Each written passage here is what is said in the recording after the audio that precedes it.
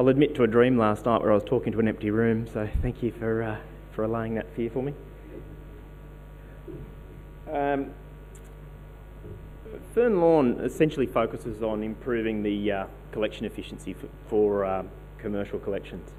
I have an environmental smart cities type background, and I've been working in the Internet of Things or the smart city tech space for the last 5 years, trying to get new devices into the market.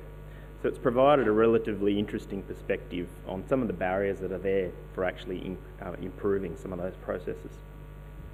Just quickly on this, the OnePlus solution at the bottom is a compactor monitoring device devised to increase the yields of cardboard, for instance, in compactors for clients to essentially increase returns for clients. The smart bin sensors are an ultrasonic sensor for litter bins, for front lift bins, for liquids, tanks, whatever they may be. Again, trying to decrease the cost of waste management for people and decrease the amount of overflows for people. And finally, Bin Share at the top is a Fern Lawn owned business that we're developing, which is described last night as the Tinder of waste management, which I quite like. It's essentially an online platform for businesses to sell bin space and access to recycling equipment to other businesses. So it's trying to centralise facilities exactly where we need them, particularly underutilised resources that we have there at the moment. I'll go into Bin Share briefly at the end, just to give you a bit of an idea of what that looks like. So, smart cities start with smart business models. Anyone who talks about smart cities will invariably talk about sensors. They'll talk about platforms and communication methods.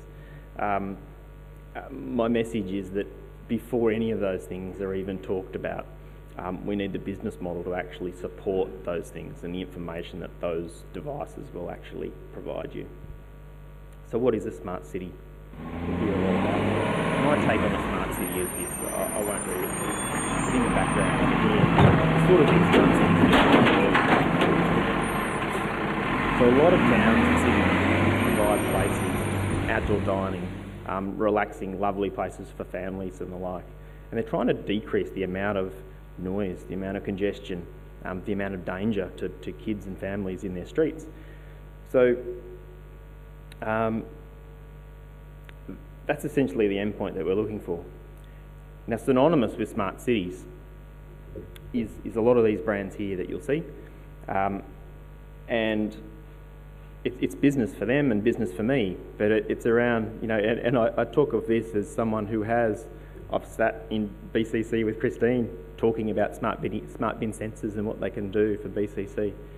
So some of these players are talking smart cities, and they're coming with very rigid, developed platforms for councils without any real regard for what the problem might be actually at the council.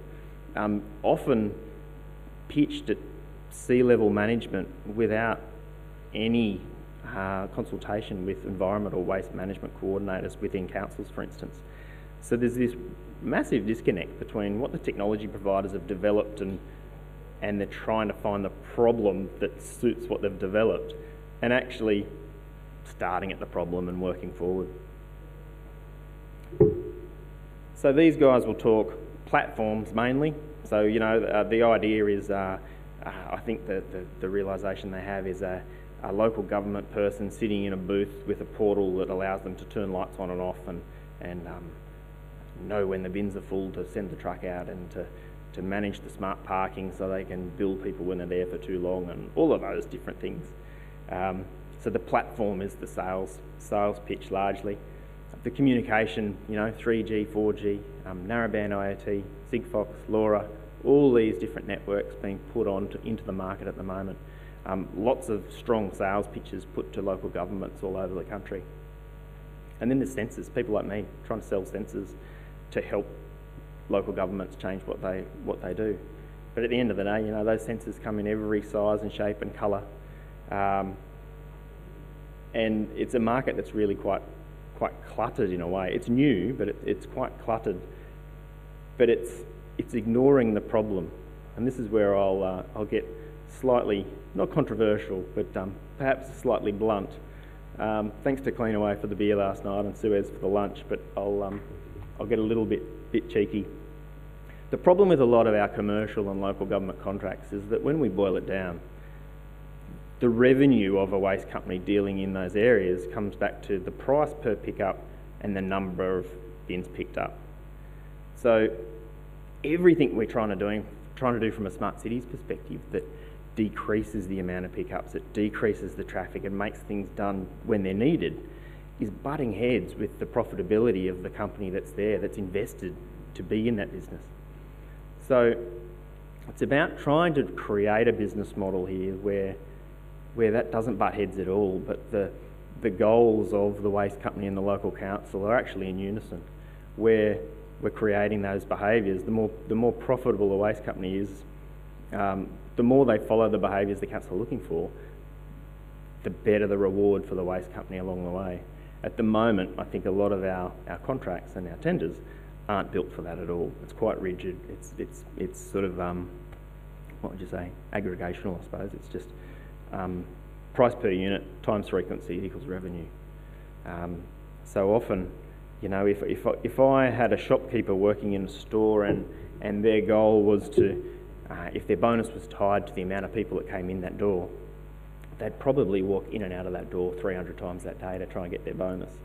But if we had more meaningful goals for that shopkeeper to achieve, then everyone would be happy and we'd get what we needed.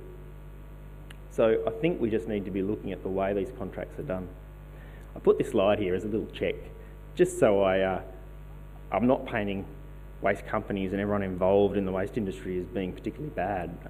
There are really valid reasons for the way that we get there. I've dealt with local governments all over Australia to see the backlash that you get when a bin overflows, the angry emails, the phone calls from councillors or whoever it might be, to really complain about bins overflowing or whatever it might be. And waste companies are trying to make a dollar, of course they are. If we've set up a construct where we're developing the behaviour that we don't necessarily want from a smart city perspective, but it's not the waste company's fault. We've actually created this environment where their path to profitability is often picking up empty bins.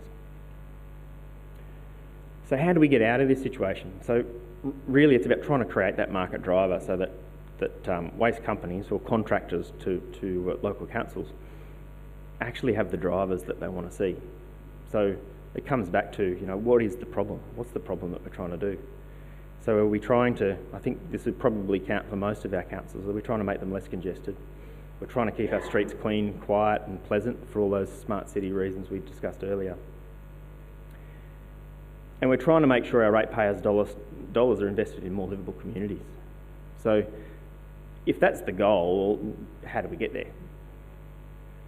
So it's about having a shifting business model, a shifting contract with a waste company. And I'm sure there are some better ideas in the room than what I have. But the ease, putting bin sensors aside, the ease of GPS technology or any type of sensor these days, perhaps payment can be linked to the smallest amount of kilometres a waste company can travel within your CBD environment. It's like a reverse congestion charge, perhaps. Rather than a big stick, perhaps it's the reward of doing it, fulfilling the service of servicing bins that need it efficiently without adding to congestion and noise and risk and all of those things. Perhaps that's one way to get those. Perhaps it's $8 to pick up a normal bin now. Perhaps it's $12 a bin if it's actually over 75% full. And maybe they get paid $2 if a bin is actually less than 20% full and there's no real point in actually being there. But maybe we're overcomplicating it, and maybe the waste companies just need complete freedom to actually be given the problem and tell councils the best way to do it, to take bins out of action if they're not needed anymore, and to be rewarded for that honesty. To you know, rather than getting paid for a bin that's never used for a 10-year contract, perhaps it's getting paid in advance for taking that bin out with good evidence that it's not needed anymore, or perhaps moving it into busier locations. A lot of my background is procuring waste for the Department of Defence across Australia, and we used to say that the waste schedules were passed down through the generations. We had, bins, 4.5 cubic metre front lift bins at buildings that were never used and hadn't been used for 15 years, but the next tender had come around and that same service schedule would be rolled out to tenderers to answer on. So the question, the question being given to waste companies, it just wasn't pitched correctly. It was just promoting the wrong behaviours. So the smarter a city is, the more they're managing traditional problems well. And I come back to congestion and noise and all those things. And I guess what I'm promoting here is that before we talk to any of those providers I saw earlier, it's about really working out what the problems are in your town. Before you look at any technology, you want to actually, obviously start at the problem. So one of the tools that we have, it's nearly my protest vote of trying to make our cities a little bit smarter. We've developed bin share so that rather than having to go to central locations such as waste transfer stations for everything, knowing what we know from putting sensors into cities all over Australia for quite a few years now, we know all these facilities are underutilised. Bins are empty. Compactors don't get used as much as they could.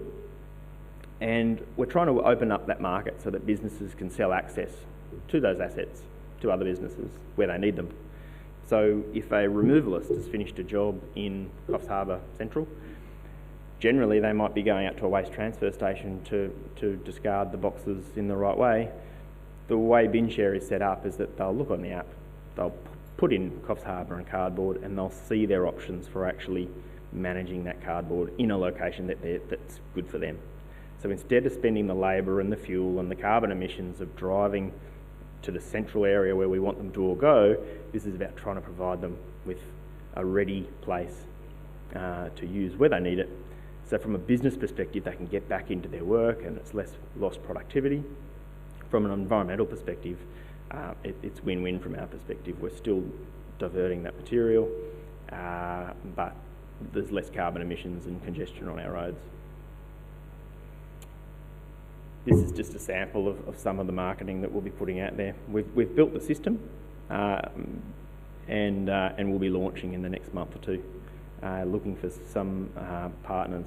This is a little bit like Planet Ark's Recycling Near You, but in a platform that's commercial. What I'm hoping is that businesses can make money out of aggregating recyclable commodities in small portions. So it might be containerising soft plastics, baled soft plastics. It might be particular alloys people are after, but it's about aggregating it on a really local level to make sure that there's money in it, to make sure that we're not eliminating any residual value by having a man in a truck motor through a congested city emptying empty bins. We're trying to make sure that those recyclables retain their value and have, I guess, we're trying to promote that circular economy in its own way. So last slide. What are the paths to smart waste management? So we've got to start at the problem, and the problem will be different in every local council, but I'd expect one of the problems will be everyone's trying to save money. Obviously we're in one of those environments at the moment where everyone's trying to save their budget. Does the current business model you have motivate all parties?